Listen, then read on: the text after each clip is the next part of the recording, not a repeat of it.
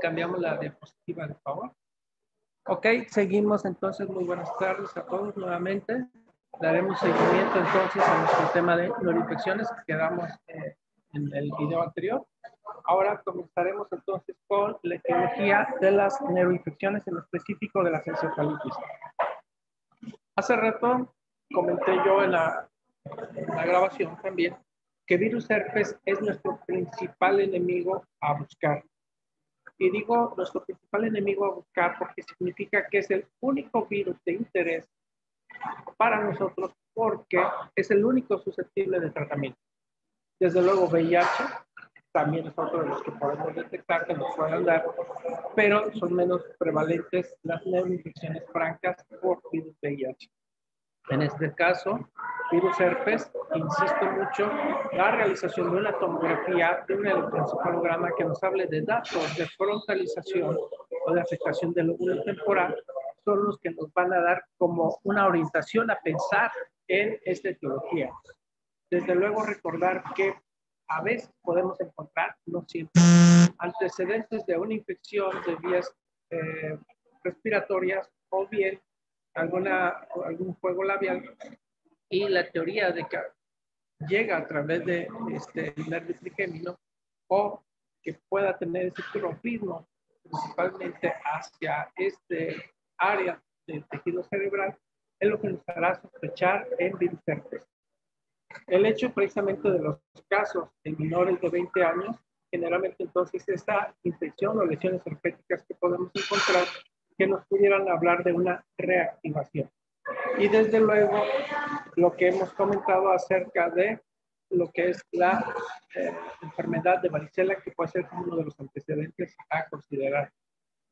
Hay un virus al que siempre le echamos la culpa de todo y nunca encontramos, realmente nunca se lo podemos demostrar 100%, es a virus Epstein-Barr. Epstein-Barr virus generalmente puede darnos un cuadro de mononucleosis, en lo que es fiebre, hepatitis, adenitis, hepatosplenomegalia, rash, presencia de una fiebre muy persistente y que este síndrome que nosotros tenemos, y en este síndrome mononucleósido generalmente podemos tener ese antecedente y solicitamos serologías para Epstein-Barr.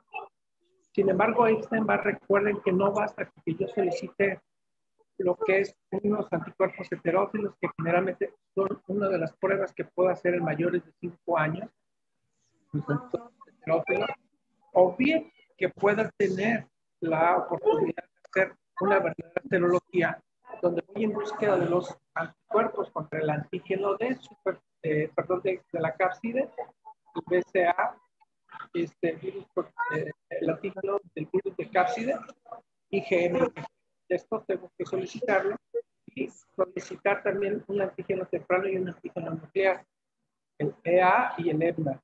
Entonces, estos a veces no es tan fácil pedirlo, tiene un costo aproximado en medio privado cerca de los 3.500 pesos, prácticamente a veces no está disponible en todos lados.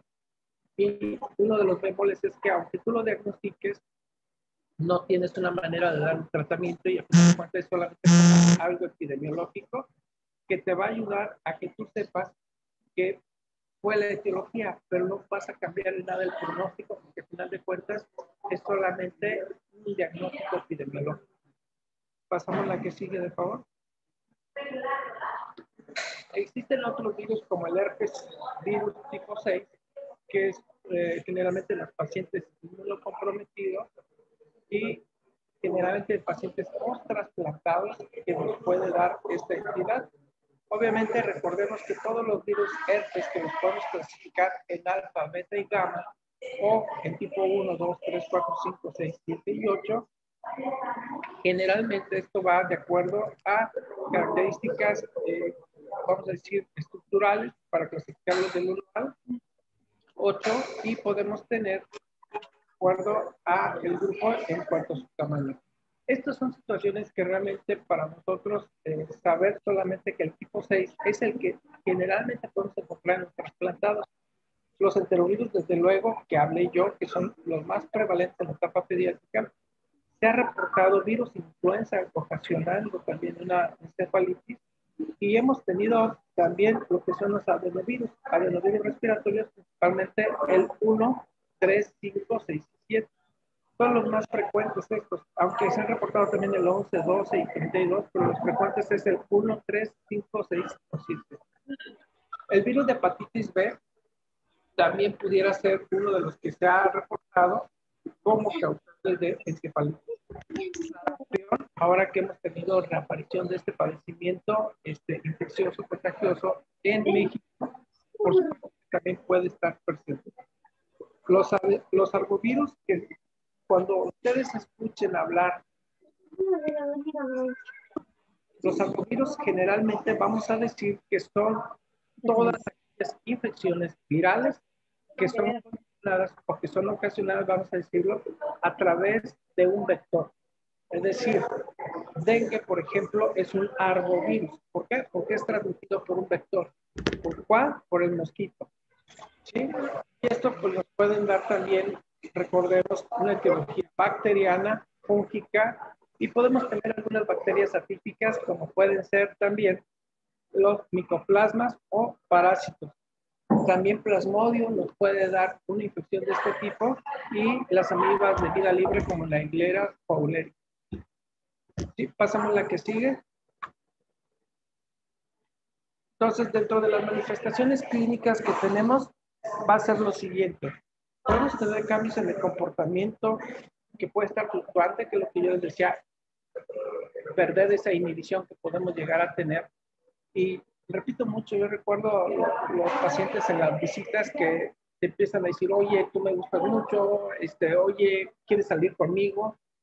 Cosas de este tipo, donde tú entiendes que son datos de frontalización o que tienen una agitación psicomotriz importante que les puede condicionar esta situación. Lo otro son las convulsiones, generalmente son tónico-clónico generalizadas, estas no son focalizadas, recuerden que hablé en arceo cerebral, son focalizadas en encefalitis, pueden ser muy generales. Las convulsiones, cuando son localizadas, pues hablamos ya de algo muy específico como arceo cerebral. Puede haber una hemiparesia, podemos tener alteraciones en los pares craneales, puede haber ataxia cerebelosa sobre todo, fiebre, alucinaciones, que son los que llegamos a tener en estos pacientes. Pasamos a la que sigue. El diagnóstico de neuroimagen. El diagnóstico de neuroimagen siempre la mejor herramienta que podemos tener para hacer diagnósticos en padecimientos va a ser variado. ¿A qué me refiero variado? Si ustedes están pensando en un absceso, desde luego una tomografía nos va a ayudar mucho. Una resonancia, pues es muy buena también, pero muchas veces es suficiente con una verdadera tomografía, una bien interpretada tomografía. La resonancia, desde luego, tiene una muy alta resolución, y al tener una muy alta resolución, generalmente es para padecimientos o situaciones muy puntuales, específicas que podemos llegar a tener. ¿Sí? Ahora bien, dependiendo del área afectada, también va a ser el alcance. Recuerden que una resonancia es el que más nos va a permitir alcanzar a ver, pero insisto mucho, muchas veces basta qué es lo que yo quiero buscar. Y pongo un ejemplo. Yo busco cistercosis cerebral. Una cistercosis cerebral en una tomografía comparada con una resonancia, desde luego la resolución es mucho mayor en una resonancia.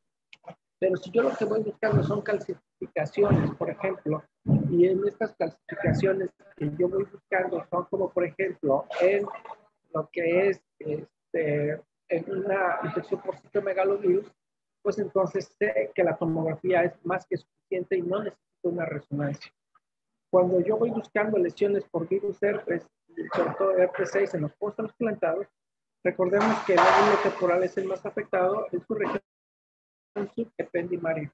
Y generalmente esas en resonancia son mucho más visibles, por tanto, la resonancia es mucho más importante para nosotros. Cuando tú tienes hemorragias multifocales con lesiones desmielinizantes, pues entonces la resonancia también siempre va a ser mejor. Y hay una entidad que recuerdo mucho, me lo ponían a mí como un examen, inclusive de certificación de infectólogos, es que tenías un paciente que te llegaba al consultorio, que acababa de ir a Nueva York y tuvo piquetes de moscos, regresa a la Ciudad de México y comienza con datos clínicos de fiebre, cefalea, crisis convulsivas, y cuando haces una resonancia magnética encuentras que hay afectación de los ganglios basales, del tálamo y una lesión difusa sobre el parénquima cerebral, y el solo hecho epidemiológico de relación de piquete de mosco, de haber estado en Nueva York, existe mucho el virus del Nilo del Oeste. Ese virus del Nilo es una de las entidades que afortunadamente en México no se han reportado y que recuerdo yo en mi residencia médica buscábamos enfáticamente tener un caso para reportarlo. No lo hemos tenido, afortunadamente, pero bueno, es una de las entidades. Pasemos la que sigue. La punción lumbar, por favor, todo paciente, repito, crisis convulsivas y fiebre, que no esté dentro de los 6 meses y 6 años, y que cuando tú ves al paciente que te dicen, es que convulsionó, y después de la convulsión el niño está como nada, y tú lo revisas, controlas la fiebre y con eso evitas una nueva crisis convulsiva, pues entonces no vas a requerir una punción lumbar. Pero de rutina siempre piensen lo que lo tienen que hacer. Siempre. Salvo que ya te den el antecedente. Si es la primera vez que un paciente va a convulsionar por fiebre, está obligado a hacerlo. Pero si ya tiene el antecedente y te dicen los papás, es que mi hijo o mi hija convulsionan siempre que le da fiebre, esperas y evalúas el seguimiento del paciente. Pero la punción lumbar es obligada aún con sea el primer evento. ¿Vale? Ahora, generalmente en la función de lumbar en una encefalitis lo que vas a tener es predominio de linfocitos, ¿sí? Esto, recordémoslo así, y generalmente la glucosa no se va a ver alterada y las proteínas pueden elevarse. Una crisis convulsiva puede elevar las proteínas. Entonces hay que tener mucho cuidado con esta interpretación. Generalmente vas a esperar cuando tenga una crisis convulsiva pues que esté entre 60, 70 proteínas, y si está en un verdadero estado epiléptico te puede dar arriba de 100 las proteínas y entonces confundirte mucho. Hay que tener muy en cuenta esto y hacer la analogía en su historial clínico y en la interpretación del resultado del líquido cefalorraquídeo. Pero insisto mucho, ustedes aprendan lo normal para que ya después les dé oportunidad de buscar lo que no está bien. Pasamos a la que sigue. La reacción en cadena de polimerasa, desde luego, es uno de los estudios que ha venido a revolucionar. Hoy día existe una técnica que utilizamos nosotros que es el FilmArray. El FilmArray nos da la capacidad de identificación de virus y bacterias y parásitos en un líquido cefalorraquídeo. Esta es una prueba muy rápida. En 90 minutos tenemos el resultado. Nuestras que inocularon las gotas de líquido cefalorraquídeo en un medio que ya viene establecido con un buffer, y eso se trabaja por extracción del DNA o el RNA de los virus y el DNA de algunas bacterias para que podamos nosotros hacer esa identificación. Tiene una sensibilidad muy alta. Es la técnica que deberíamos hacer todos en todo el mundo. Desafortunadamente no es así, no lo tenemos. Una especificidad también muy alta del 96% y de elección en herpes 6, enterovirus y para ecovirus. Recordemos nosotros mucho una cosa, los enterovirus son los ecovirus y Coxsackie virus. Estos dos virus que son los que más vamos a encontrar, ¿no? Muchas veces sabemos que van a resolver en una forma espontánea y no requieren grandes maniobras o técnicas más que diagnósticas, porque al final de cuentas no van a tener un tratamiento específico tampoco. Pero sí es importante, de favor, que nosotros que el PCR es lo más adecuado. Si bien es cierto, esta técnica no está disponible en todos, pues obviamente a un líquido cefalorraquídeo, ¿qué es lo que me va a importar hacer? Ustedes cuando se vayan al hospital, si el médico residente con el que están, o si les toca un hospital donde no hay residentes y solamente están ustedes con el médico adscrito, recuerden por favor buscar en el laboratorio lo siguiente. Todo líquido cefalorraquídeo, fíjense bien, pregunta, tiene que tener una tinción de Gram, tiene que tener un citoquímico, es decir, tengo que estudiarle las características al líquido cefalorraquídeo. Debo de intentar, si está disponible, hacer una coaglutinación y debo de realizar lo que es cultivo. 4 cosas que ustedes en automático, cuando alguien les diga, lleva este líquido cefalorraquídeo al laboratorio, y si el médico, el residente, no lo quiere, por favor, ustedes marquen diferencia. Tinción de Gram, citoquímico, cultivo y coaglutinación, cuando esté disponible, hace que cambie el pronóstico de un paciente, porque les va a permitir detectar si se trata de una bacteria, de un virus, les va a permitir detectar que está alterado. Y eso no es de que lo llevo al laboratorio y paso 2 o 3 días después a ver qué salió.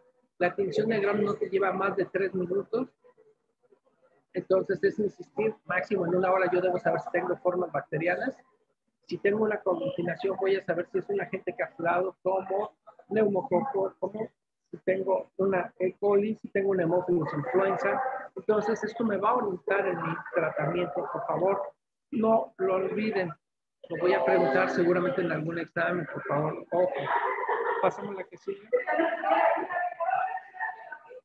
En cuanto al tratamiento para virus, insisto, solamente para los herpes, el ciclovir, 1500 miligramos por metro cuadrado cada 6 horas. Es neuroinfección, no es varicela, no estamos hablando de alguna otra infección viral. Estamos hablando de infecciones del sistema nervioso central que requieren altas dosis de medicamento y con una mayor frecuencia, es decir, el intervalo se reduce a cada 6, aquí no es cada 8. Puedo llegar a tener complicaciones como déficit intelectual. Generalmente lo que he visto yo con las encefalitis es que llegamos a tener con los pacientes, llegamos a encontrar déficit de atención. Son niños que pierden la dimensión muchas veces y que en un futuro, después de haber tenido una encefalitis, llegan a tener fracturas porque a veces son como muy hiperactivos. Entonces, eso sí lo he visto.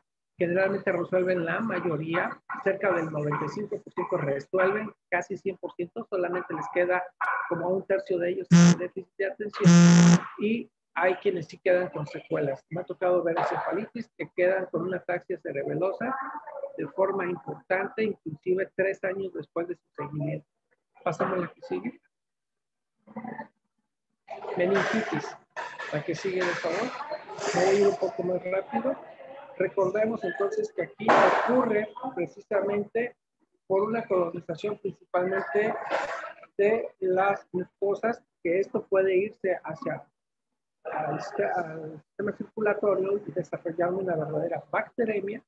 Y al desarrollarme una bacteremia, entonces puede alojarse en las meninges y desarrollarme entonces una complicación con inflamación de las meninges. Y si tengo infiltración meningia por esta inflamación, pues entonces tengo los datos de rigidez de nuca, Kernicterus insisti, principalmente y Babinski. Estos son los datos de irritación meningia, no los olviden. Pasamos a la que sigue. La etiología principalmente es neumococo y meningococo, lo va a hacer también casi a la par en Estados Unidos. En México no tenemos afortunadamente tanto infección por meningococo, sin embargo empezamos a ver cada día más. Escherichia coli, sobre todo en los recién nacidos, llegamos a tenerlo. Algunos casos muy aislados de hemófilos influenza, sobre todo en pacientes que tienen déficit del complemento o alteraciones del sistema inmunológico, pero sobre todo del complemento. Y en los extremos de la vida, reitero, listeria monocitógena. Pasamos a la que sigue.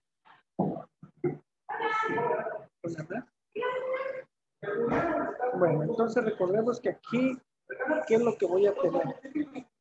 Va a ocasionarme primero una reacción inflamatoria localizada cuando llega al sistema nervioso central. Va a haber una inflamación de los vasos sanguíneos como está circulando, como está teniendo esa bacteremia. Y esto pues me va a hacer que yo tenga una inflamación, una alteración de la circulación, que por tanto me puede dar datos de isquemia. Y esta isquemia, que es secundaria a la inflamación, me permite también que tenga alteraciones y que no se recupere pronto y que esa vasculitis que tengo me dé un incremento de la presión. Y esa incremento de la presión, recordemos que todo está mediado por los lipopolisacáridos, los ácidos lipoteicoicos que puedan tener los patógenos que le estén ocasionando esta enfermedad. Y entonces tengo una muerte neuronal. Esta muerte neuronal generalmente nos va a llevar a tener complicaciones muy importantes y recordemos mucho esto que les digo. Cuando un papá me pregunta a mí o un paciente o una esposa de un paciente me dice ¿qué es un absceso cerebral? Generalmente soy muy directo en la interpretación y les digo es pus en el cerebro, así de sencillo. Meningitis es pus en el cerebro. Que se puede encapsular y me puede desarrollar un absceso, sí. Pero así de grave es. El cerebro se hace pomada, prácticamente se disuelve. Entonces, debemos de actuar de forma temprana y muy rápida. Pasamos a la que sigue. Las características clínicas es lo de un cráneo hipertensivo, náusea, vómito, irritabilidad, anorexia, cefalea, confusión. ¿Sí? Estos son los datos clínicos que más voy a tener. Siempre son los que nos tienen que hacer pensar. Si yo tengo la presión intracraneal incrementada, ¿cómo creen que esté la frecuencia cardíaca? Desde luego, taquicárdico. ¿Cómo creen que esté su presión arterial? Si está obstruyendo por ahí el paso del flujo sanguíneo adecuado, pues se va a incrementar la presión arterial. Entonces, esos son los primeros datos que tenemos. Cuando tenemos a alguien ya con hipotensión, con bradicardia, bradipnea, pues entonces ya sabemos que ya prácticamente está para morir ese paciente. La intención es encontrarlos en una etapa temprana. Pasamos a la que sigue. El Kernig, recuerden ustedes sus clases de neurología, es la flexión de las rodillas a 90 grados de la cadera y no permite tener una adecuada expansión de 135 grados. Entonces, esto generalmente los músculos involucrados son los muslos y piernas, cuando nosotros lo estamos flexionando involuntariamente al hacer la flexión del cuello. ¿Sí? Pasamos a la que sigue. El diagnóstico, generalmente, insisto aquí, yo me voy mucho con el líquido cefalorraquídeo, no quiero confundirlos mucho con esto, pero a veces medimos la presión de apertura del líquido cefalorraquídeo. Sin embargo, estos barómetros a veces no los tenemos disponibles y no es muy común que midamos la presión de apertura. En los adultos sí se hace mucho esto, la verdad es que sí me gusta mucho de los adultólogos. En pediatría casi no lo tenemos. Entonces, la presión de apertura muchas veces es un indicador para nosotros. Pasamos a la que sigue. El uso de corticosteroides. Ustedes recordarán seguramente que si hay un edema del tejido cerebral, existen diferentes tipos de edema. No lo recuerdo ahorita con exactitud, pero recuerden ustedes que tenemos un vasogénico, un neurogénico, diferentes tipos de edema en lo que es el tejido cerebral. Y para esto los esteroides no nos ayudan del todo. Entonces, es muy poco probable que el esteroide rectifique. Sin embargo, nosotros utilizamos los esteroides por una razón. Pregunta de examen. Escúchenme, por favor. El uso de esteroides se popularizó en los pacientes con meningitis que tenían infecciones por Haemophilus influenza. ¿Qué pasa? Cuando yo doy un antibiótico para destruir Haemophilus influenza, existe una tormenta inflamatoria importante y esto me llevaba a afectación de lo que es la audición. Entonces los pacientes desarrollaban una hipoacusia. Por esa razón se utilizó el esteroide en meningitis. Y el esteroide es antes de la primera dosis del antibiótico. Antes de la primera dosis del antibiótico. Si yo lo pongo después del antibiótico, ya no tiene ninguna función. El esteroide, apréndanse una regla de 4x4. ¿Qué es 4x4? Tengo que dar 4 días, 4 dosis por día y multiplico por 4x4 con 16 y la dosis que calculo es 0.16 miligramos por kilo. 0.16 miligramos por kilo, 4 dosis al día, 4 días. Eso es como se utiliza el esteroide antes del antibiótico para evitar hipoacusia en los pacientes. ¿De acuerdo? Y bueno, de los antibióticos, cuando yo pienso el neumococo como primera opción, mi tratamiento es una cefalosporina de tercera generación, ceftriaxona o ceftriaxona, y adiciono vancomicina o con pregunta que les hago en el examen, en el examen de titulación de muchos pediatras. Les pregunto por qué le pones vancomicina a una malnutrición y siempre me dicen, es por estafilococo aureus. Es un error. La estamos poniendo la vancomicina porque neumococo no tiene resistencia a vancomicina. Y si no tiene resistencia a vancomicina, lo que yo necesito es asegurarme que pueda erradicar lo más rápido posible microbiológicamente las bacterias que estén en el cerebro. Y bueno, las dosis y eso no los voy a hablar. Generalmente deben de estarlas cuidando ustedes en sus guías. Las medidas generales es obviamente el seguimiento. Recordemos que tengo complicaciones inmediatas, mediatas y tardías. Inmediatas, estado epiléptico, mediatas como pudiera ser una situación inapropiada de hormona antidiurética, una diabetes insípida, tardías como una absceso cerebral, efectos conmotivas que llegan a empeorar. ¿Vale? Pasamos la que sigue, por favor. Entonces, las complicaciones, pues ya dijimos, obviamente una hipertensión intracraneal que puede requerir la intubación del paciente, puede hacer una hidrocefalia ex vacuo, donde se inflama, se infecta, eso puede degradarse y cuando se destruye un tejido se disuelve y se hace agua, entonces hace una verdadera hidrocefalia, o puedo tener eso que denomino hidrocefalia ex vacuo. Entonces yo hablaba de secreción inapropiada de hormona antidiurética, afectación de pares craneales, hemiparesia, ataxia, alteraciones de comportamiento, sordera, cuando tengo precisamente que no utilicé esteroides. Pasamos aquí. El absceso cerebral, aquí generalmente pues es solamente reiterarles que tenemos mucho lo que es un sitio contiguo, es decir, una infección alrededor del tejido cerebral, principalmente sinusitis y lo que es una otitis media. Si yo tengo una otitis media, ¿dónde es lo lógico que se haga un absceso cerebral? Lóbulo temporal. Si tengo una sinusitis, ¿dónde creen que va a estar? Lóbulo frontal. Si yo tengo un traumatismo craneoencefálico que a alguien le encajaron, no sé, una navaja o tuvo un accidente automovilístico y se encajó algún fierro sobre su parénquima cerebral, pues imaginen entonces el sitio donde va a estar el absceso cerebral. Pasamos la que sigue.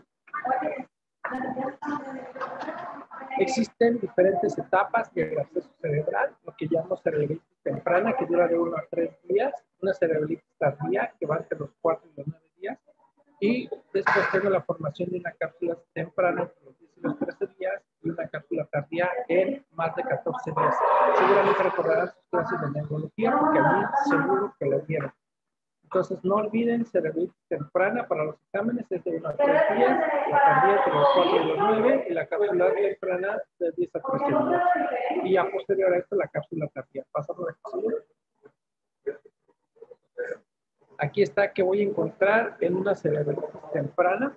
Generalmente voy a tener un infiltrado inflamatorio con polimorfos nucleares.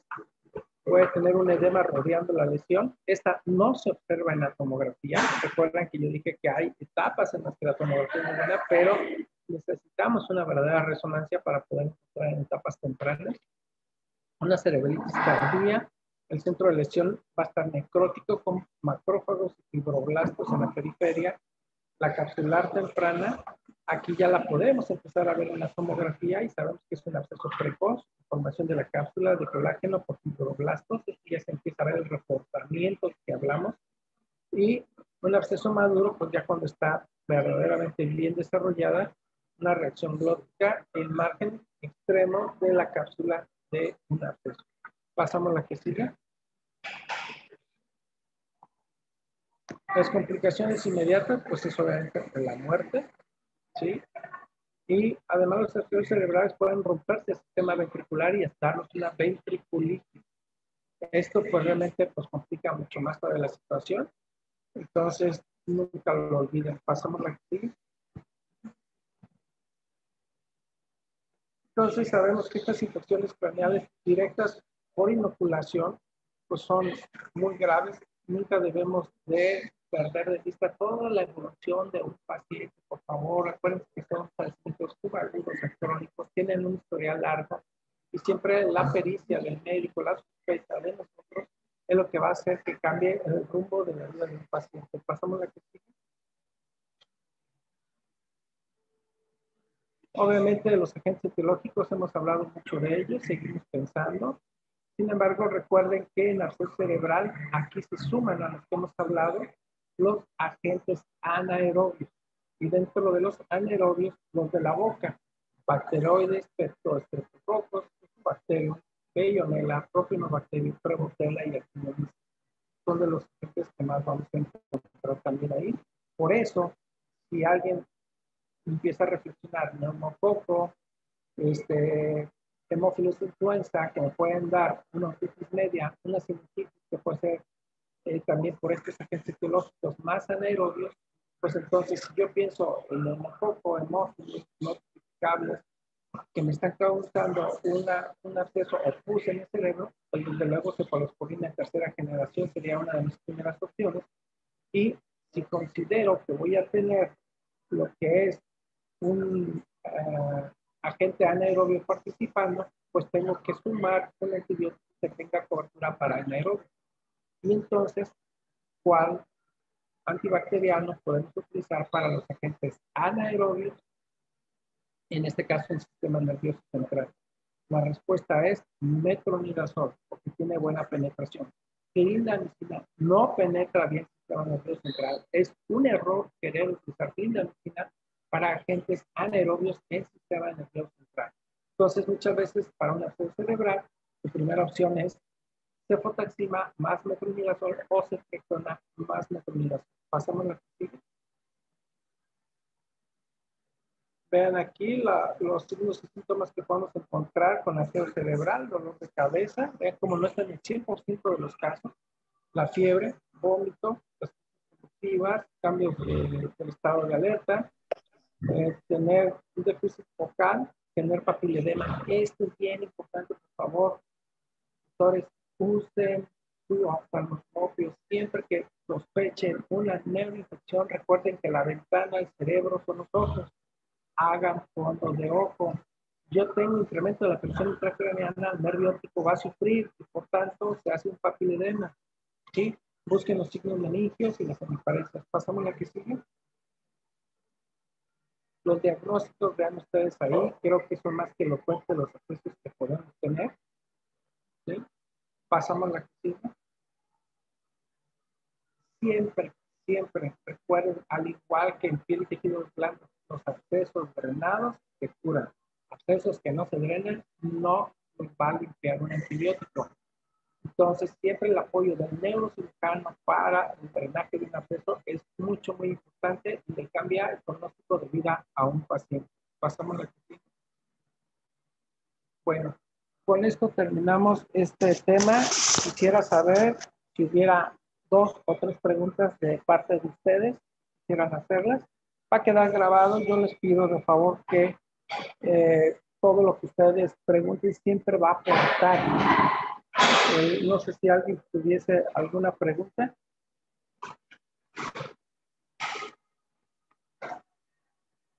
Yo sí quisiera escucharlos porque creo que esto de verdad, insisto, voy a hacer la pregunta directa nuevamente. Alguien de ustedes, doctores, contésteme. ¿Llevan un líquido cefalorraquídeo? ¿Qué van a pedir?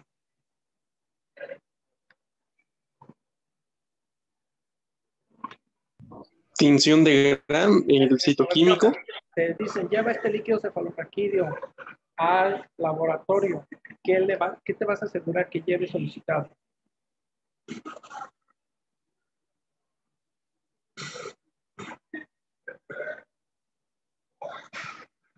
¿Me alcanzan a escuchar? Sí, doc.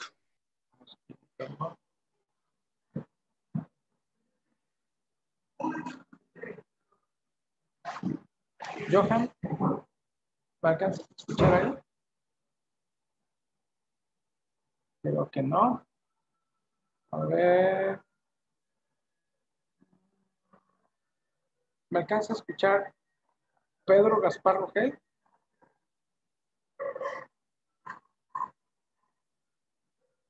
Felipe.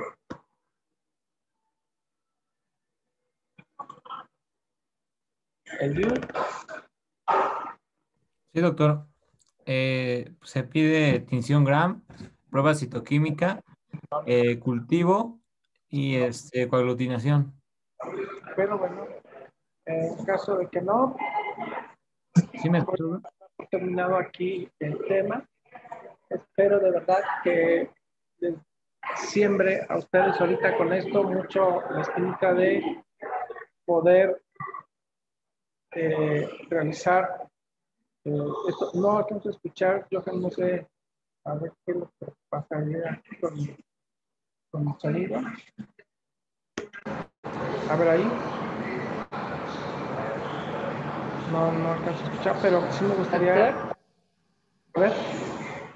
¿sí se escucha? No.